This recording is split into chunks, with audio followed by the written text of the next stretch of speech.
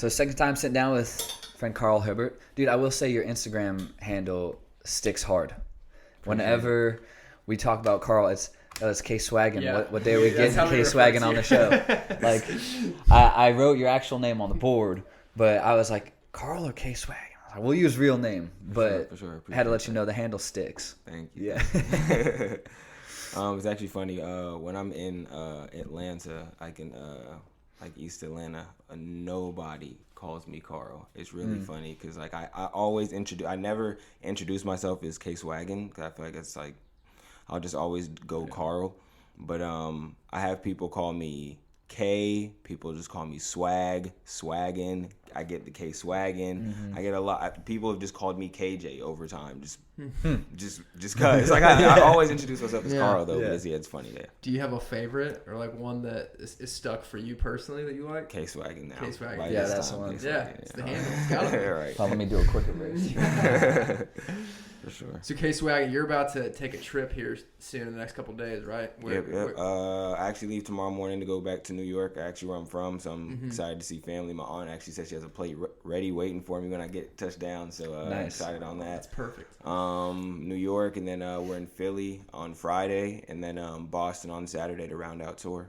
Okay. Yeah. Good. Yeah, so what have you been up to? Like, what's been occupying your time the most with like the last couple months? Like, anything big you've been working on? Bring us up to date. Really just trying to scale the business. As you guys know, I do everything really myself. So just it's hard to get complacent, but it's something I don't want to get. So I always try to find a new craft or something else to teach myself.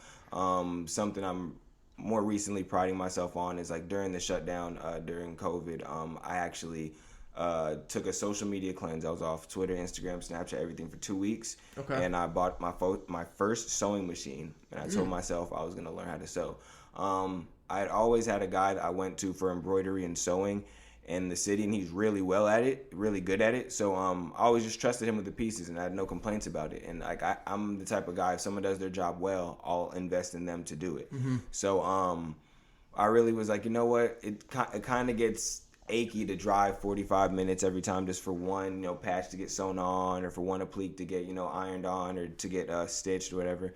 So I kind of was like, you know what, let me take the time to just learn this craft. It's COVID season, everybody's really locked in the house anyway, and let's just take the time to really invest in something else. So I got my first sewing machine. I sat down and actually learned how to thread needle, how to do everything with a basic sewing machine too. It wasn't even one of the like big expensive ones that does the self threading and everything. I actually had to learn how to do it all myself. So I feel like that was a big step in the right direction of learning how to do like a lot myself, like hats and just full embroidery. So that's one of the biggest things. But just trying to scale the company, scale my own skill.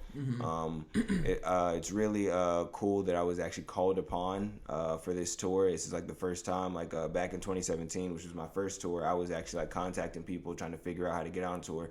And I put myself on tour with the opportunities they allowed me to come on tour dates, and I kind of made that make sense. But this time, I actually was reached out to, told about the tour a little bit ahead of time, and was asked if I'll be able to make these dates. So it was kind of cool to see the progression over time. Great. That's awesome. No, that's awesome. And I definitely want to get more to the social media cleanse and all that. But for our listeners who like may or may not have seen the first episode with you, with you and Sprue, do you want to maybe just give a quick explanation on like what your company is and the solution you provide and like what you do, just for the people who may be learning about you for the first time in this episode? Sure. Yeah. So my clothing brand is Fortunate Lifestyle. FLS is the tag. And the motto or the mantra is really to be an individual rather than a multiple. So it's really about just honing in on yourself, your personality, your uniqueness, and expressing that through fashion, through clothes, through the visual aspect that we all have to take part in every day.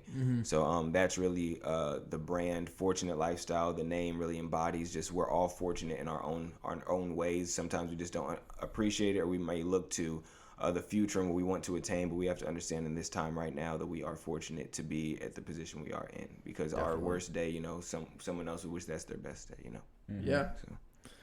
Yeah, I mean, I'd agree 100%. I mean, the first step of success, I think, is being grateful that you're lucky enough to be alive and see another day. For sure. I mean, That's also another motivation within you. So. Yeah. We were talking earlier with your guy Justin about what podcast we were listening to, and I was saying how I was listening to the one Joe Rogan had with Yeonmi Park. She escaped North Korea. Right.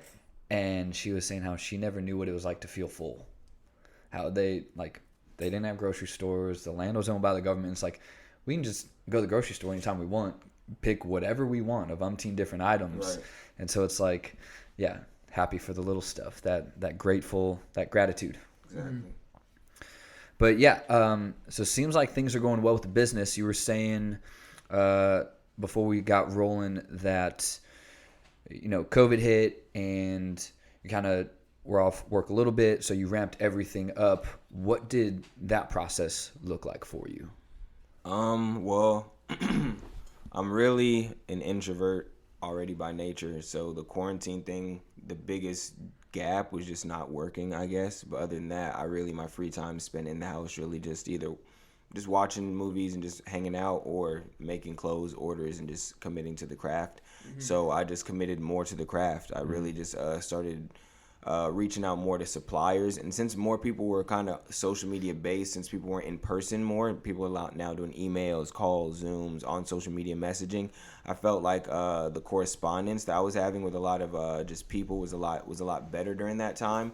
Especially because a lot of just marketing, a lot of budgets for just companies was shut down. So I feel like people were looking to interact with people and build the new connections they could over social media and through the internet, since they weren't doing the face-to-face anymore. So I was able to really hone in and meet a lot of cool suppliers and get like person-to-person relationships, to where like I'm able to get packages to the house now, and I'm able to get kind of early looks at certain samples and lookbooks.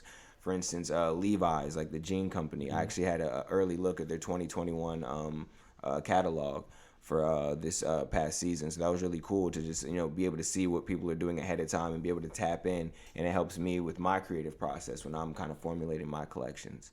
So really just thinking outside the box, building the connections behind the scenes, because that's really what is going to end up being on the front line. If that makes sense. Yeah, absolutely. Yeah, for sure. That network.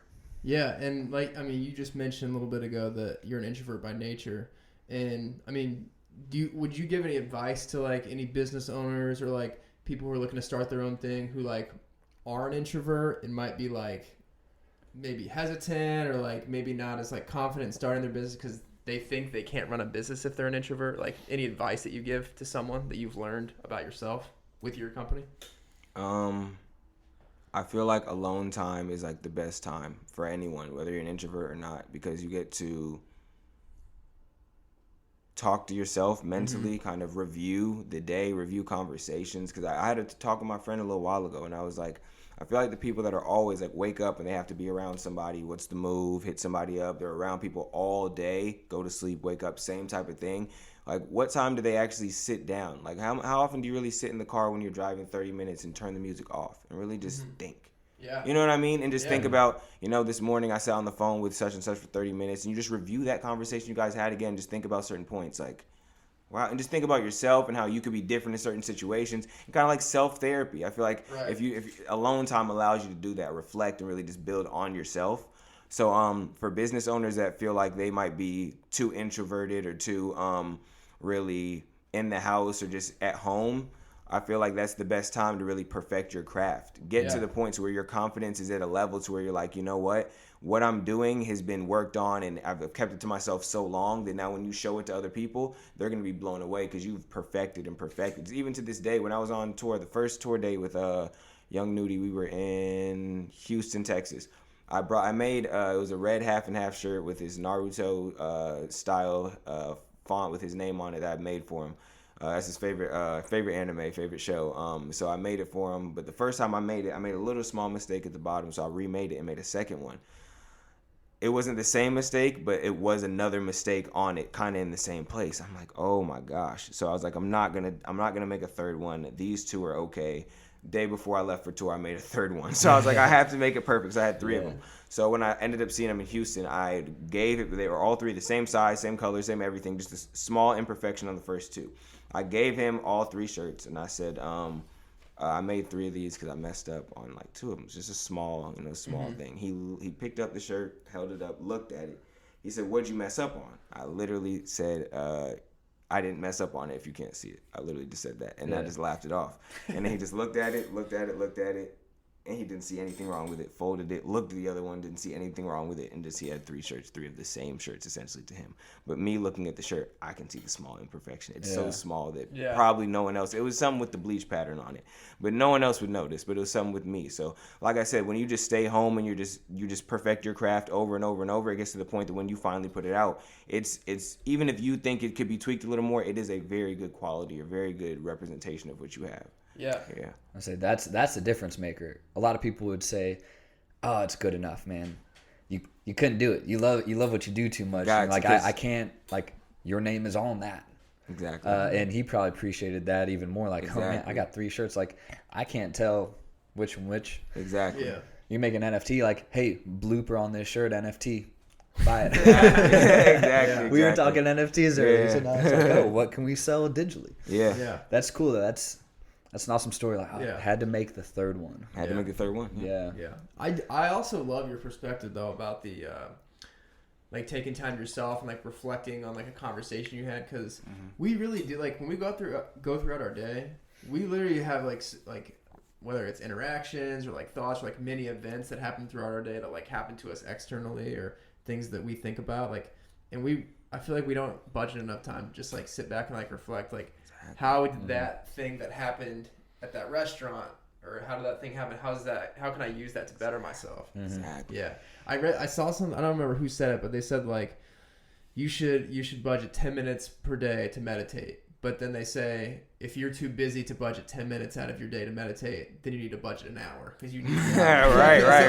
Like, wow, that's beautiful. I like that. Or learn to budget your time. Yeah, that too. But yeah, no, that's good perspective. Yeah. And Tim, when you asked Karl about being an introvert running a business, one, I thought that was a great question.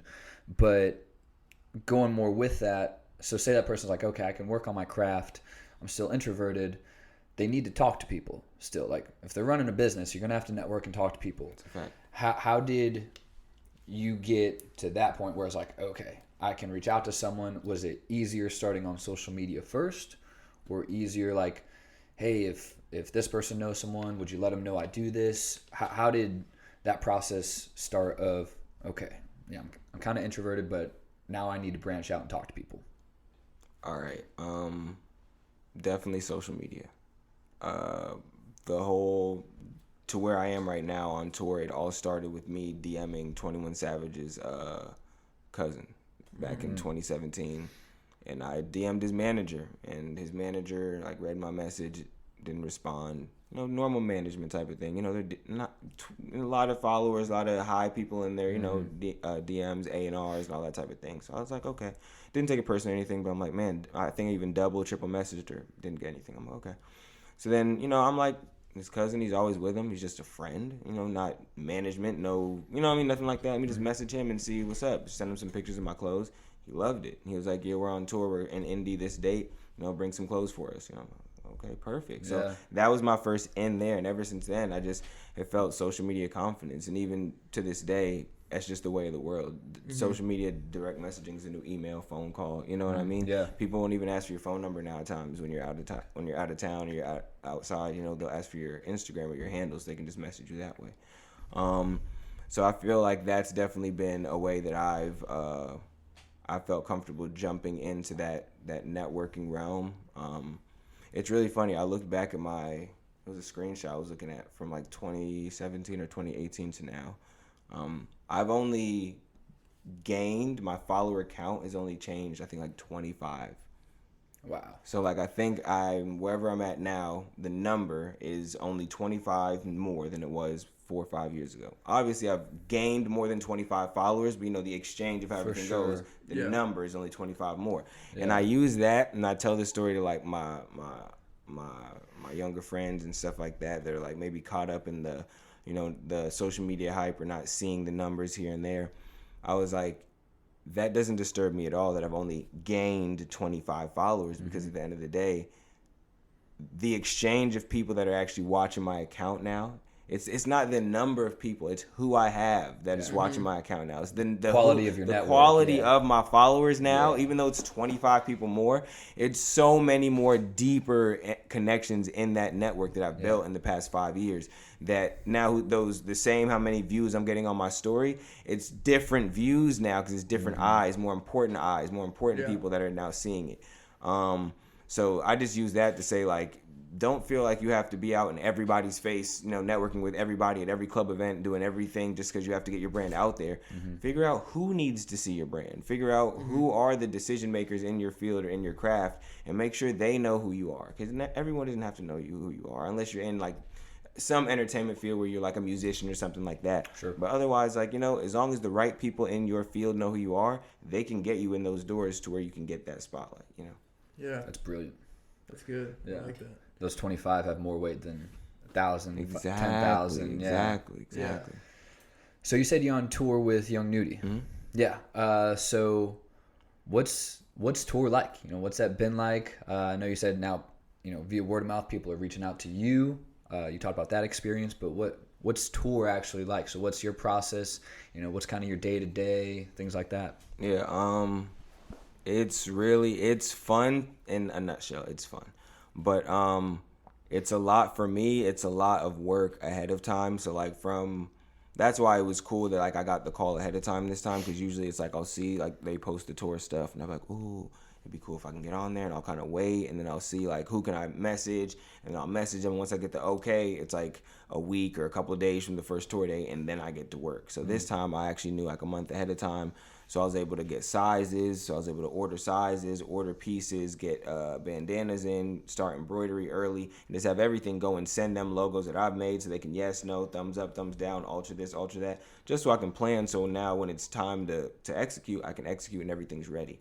But in past years, it's been a lot of just on the fly, not having stuff ready, not having enough stuff, maybe having one piece that they like, and the rest is just stuff I made on the fly.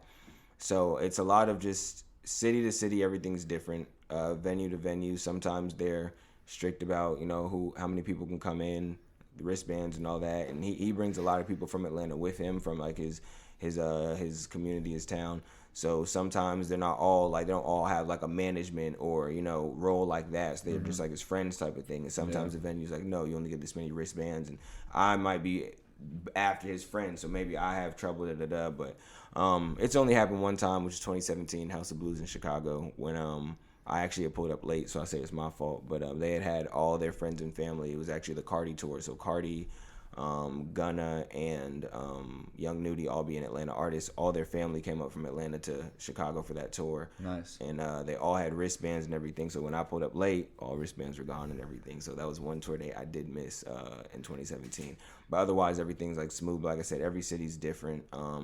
The vibe of just the venue's different. But this year specifically, I've been on my P's and Q's. I've been able to plan ahead, so everything's been really just showing up and doing my thing. That's sweet.